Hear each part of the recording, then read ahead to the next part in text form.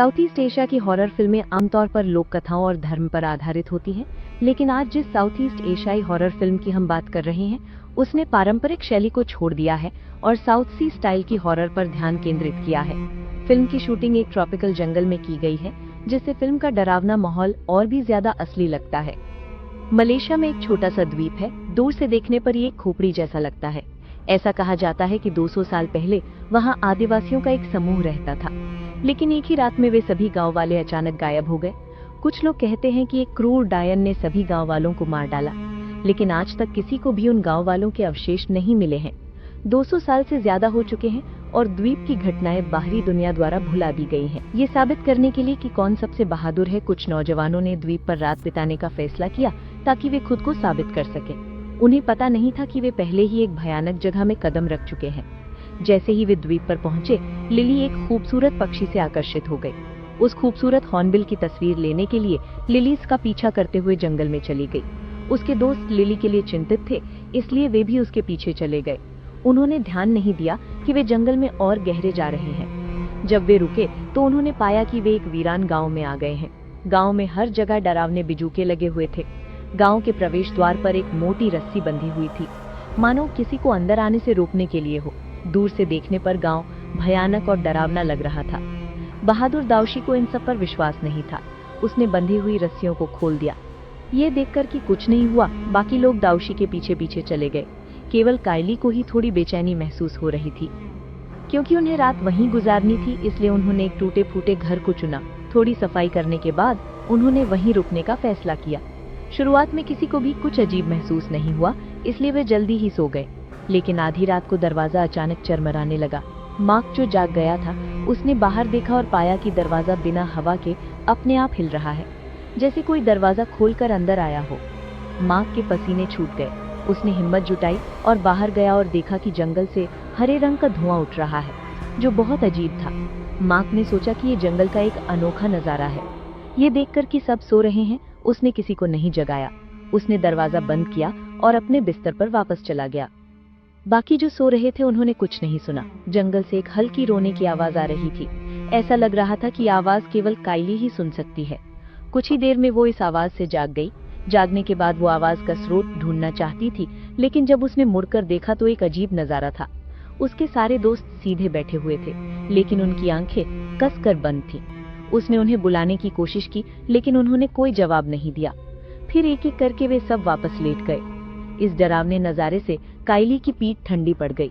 जब वो सोच ही रही थी कि उन्हें जगाए या नहीं, तभी दूर से फिर से एक दर्दनाक रोने की आवाज आई।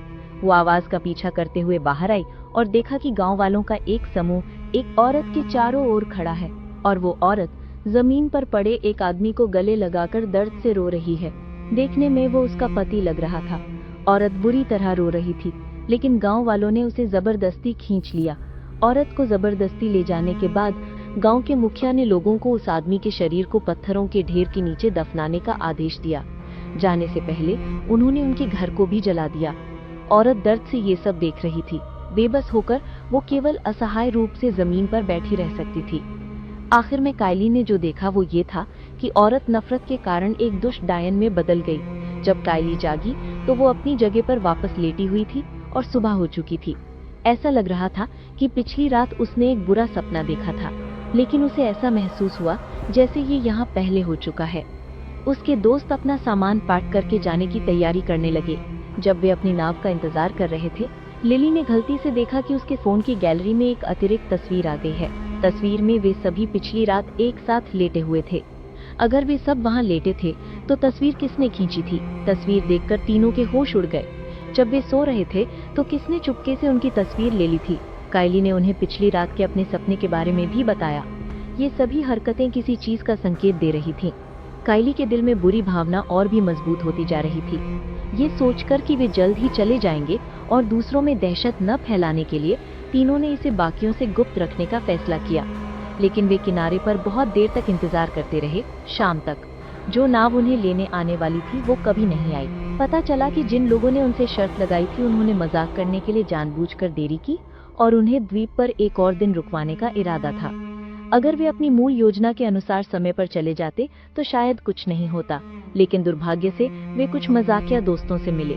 जब गाइड को पता चला कि कायली और उसके दोस्त द्वीप पर फंस गए हैं तो उसका चेहरा पीला पड़ गया। जब उसने फोन करने की कोशिश की तो कोई संपर्क नहीं हो सका। उसने जल्दी से उन्हें एक संदेश भेजा जिसमें उन्हें चेतावनी दी कि वे वीरान गांव के पास ना जाएं, लेकिन द्वीप पर कोई सिग्नल नहीं था और उन्हें गाइड का भेजा हुआ एक भी संदेश नहीं मिला। नाव का इंतजार करते करते थक जाने के बाद ग्रुप को रात गुजारने के लिए फिर से वीरान गांव में लौटना पड़ा। हालांकि पिछली रात की घटनाओं के बाद कायली सबको एक अलग जगह ले गई। आधी रात को दाओशी अपनी गर्लफ्रेंड को लेकर चुपके से बाहर निकल गया। वे दोनों अपनी दुनिया में थे, तभी उसने गलती से पत्थरों के एक ढेर को लात मार दी। पत्थरों के नीचे डायन का पति दफनाया गया था। बाद में उसने पानी भी डाला। ये महसूस होने पर डायन तुरंत जाग गई। दाओशी जो भाग नहीं सका, उसे तुरंत एक रहस्यमयी शक्ति ने पकड़ लिया। माया की बातें सुनकर बाकी लोग तुरंत उसे ढूंढने निकल पड़े। उन्होंने घंटों तक खोजा, जंगल का एक बड़ा हिस्सा छान मारा, लेकिन फिर भी दाओशी को ढूंढ नहीं पाए। ये महसूस करते हुए कि इस तरह से काम नहीं चलेगा, उन्होंने पहले टूटे फूटे घर में वापस जाने और फिर आगे की योजना बनाने का फैसला किया। जब दाओशी जागा तो उसने खुद को एक गुफा में पाया, एक पत्थर की पटिया से बंधा हुआ। दाओशी ने उसके पति का अपमान किया था। डायन ने उससे एक शब्द भी नहीं कहा और सीधे अपने तेज नाखूनों से दाओशी का गला काट दिया। जब उसने दाओशी का खून पिया तो उसका रूप फिर से बहुत जवान हो गया। अगले दिन ग्रुप ने फिर से दाओशी को ढूंढने का फैसला किया, लेकिन अपनी खोज का दायरा बढ़ाने के लिए उन्होंने अलग होने का फैसला किया। बूढ़ा ब्लैक पीछे रुककर पहरा देने लगा। हालांकि वे दोपहर तक खोजते रहे, लेकिन कुछ नहीं मिला। जब वे वापस लौटे तो बूढ़ा ब्लैक जो अपनी जगह पर रुका था, कहीं नहीं मिला। जमीन पर खून का एक धब्बा था। ये देखकर कि एक और दोस्त के साथ कुछ हुआ है, ये ग्रुप सच में डर गया था। वे जल्दी से समुद्र तट पर भागे, ये देखने के लिए कि क्या लेने वाली नाव वापस आ गई है।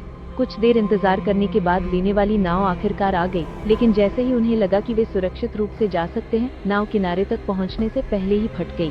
नाव के टुकड़े टुकड़े हो गए और उन्हें लेने आए लोग भी समुद्र में समा गए। ग्रुप वहीं खड़ा रह गया। अभी अभी उम्मीद देखी थी और अब वे फिर से निराशा में डूब गए। कायली को लगा कि उन्हें वीरान गांव में वापस जाकर डायन को ढूंढना होगा, नहीं तो वे यहाँ से कभी नहीं निकल पाएंगे। जब वे पत्थरों के ढेर के पास आए तो कायली को अपने सपने की बातें याद आ गई। उसने अनुमान लगाया कि डायन का पति शायद यहीं दफन है। उन्होंने मिट्टी खोदी और नीचे से वाकई एक कंकाल निकला। जिस पल कायली ने कंकाल को छुआ, उसके दिमाग में अचानक एक दृश्य कौंध गया। वो डायन और उसका पति थे। क्योंकि उसका पति एक बाहरी व्यक्ति था, गांव वाले उनके प्यार के सख्त खिलाफ थे। अंत में उसके पति को गांव वालों ने मार डाला। नफरत के कारण औरत ने गुफा में पूरे गांव को श्राप दे दिया और बाद में वो खुद एक डायन बन गई। श्राप तोड़ने के लिए ऐसा लगता है कि उन्हें उस गुफा को ढूंढना होगा। उनके अगवा किए गए दोस्त भी शायद वही हैं। जब वे जंगल में गुफा की तलाश कर रहे थे, कायली ने ध्यान नहीं दिया कि एक प्राणी तेजी से एक पेड़ पर चढ़ गया। पता नहीं वे कितनी देर तक चले। प्यासे मार्क को पानी लेने के लिए एक धारा के पास आना पड़ा। पानी में एक डरावना चेहरा दिखाई दिया। तभी उन्हें एहसास हुआ कि डायन चुपके से उनका पीछा कर रही है। कायली ने सबको सावधान रहने की चेतावनी दी और फिर वे आगे बढ़ते रहे। जल्दी वे एक झरने पर पहुंचे। यहाँ बहुत सारी चट्टानें थी और शायद गुफा चट्टानों के बीच छिपी हुई थी। हालांकि उनके सामने एक नदी थी, उन्हें पानी में से गुजरना पड़ा। पानी में घुसने वालों को पता नहीं था कि डायन नदी के तल में हमला करने का मौका ढूंढ रही है। जब पीछे चल रही लिली पानी में उतरी तो डायन अचानक पानी से बाहर निकली। उसने सीधे मार्क पर हमला किया। वो पहले मार्क को काबू करना चाहती थी, लेकिन उसने पाया कि मार्क से निपटना आसान नहीं है और वो मजबूत होने के साथ साथ पानी में लगातार संघर्ष कर रहा था। जब तक बाकियों को कुछ समझ आता, डायन ने पीछे से लिली को पकड़ लिया था। मार्क और उसके दोस्त कई बार पानी में कूदे, लेकिन वे लिली को नहीं ढूंढ पाए। इस बार उनकी आंखों के ठीक सामने एक और दोस्त को डायन ले गई। डरपोक माया पीछे हटना चाहती थी, लेकिन भले ही वे हमला ना करे, उन्हें जल्द ही डायन द्वारा मार दिया जाएगा।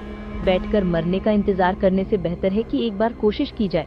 जल्द ही रात हो गई और जब वे अपनी सतर्कता कम कर रहे थे, तभी अचानक कुछ माया के तंबू में घुस गया। ये देखकर कि तंबू में कोई हलचल नहीं है, शाओकाई हिम्मत जुटाकर तंबू खोलने के लिए आगे बढ़ा। उनकी आंखों के ठीक सामने एक और दोस्त को डायन ले गई। माया जब दोबारा जागी तो उसे भी एक गुफा में ले जाया जा चुका था। बाकियों की तरह उसका भी गला डायन ने काट दिया था।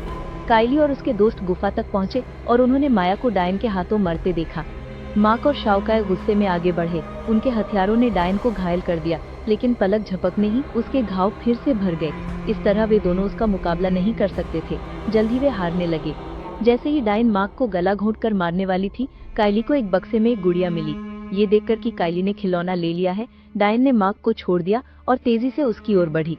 डायन इस गुड़िया को इसलिए इतना महत्व देती थी क्योंकि उसके बच्चे का तोहफा था। मार्क और उसके दोस्त ने देखा कि काइली का पीछा किया जा रहा है और वे तुरंत डायन को पकड़ने के लिए आगे बढ़े। गुस्से में डायन ने शाओकाई का पेट काट दिया।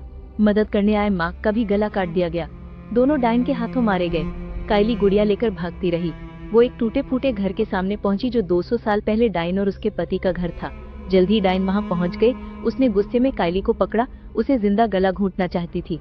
इस महत्वपूर्ण क्षण में काइली ने डायन के पति की बातों की नकल की। उन परिचित शब्दों को सुनकर उन्मत्त डायन ने धीरे धीरे अपना होश वापस पा लिया और एक इंसान के रूप में लौट आई। मेरा परिवार, मेरा पति, मेरा बच्चा, वे सब उस एक मौके में गायब हो गए। मैं उनसे नफरत करती हूँ। मेरे दोस्तों का क्या? तुमने उन्हें क्यों मारा? उन्होंने तुम्हारा क्या बिगाड़ा था? तुम्हारी नफरत और बदले की भावना की वजह से। ये बहुत समय पहले की बात है। तुम इसे और कब तक जारी रखोगी? काइली की बातों से प्रभावित होकर डायन ने अपनी नफरत छोड़ दी। उसने काइली को जोर से झील में धकेल दिया। अपने हाथ में गुड़िया को देखते हुए डायन और वो दोनों राख में बदल गए। पानी में गिरी काइली को एक हाथ ने बचाया। जब वे जागी तो उसने पाया कि उसके सभी दोस्त उसके चारों ओर हैं। वे समय में वापस चली गई थी जब वे आइलैंड में प्रवेश करने वाले थे। उसने लिली को जोर से गले लगा लिया। पहले जो कुछ भी हुआ वे एक सपने की तरह लग रहा था।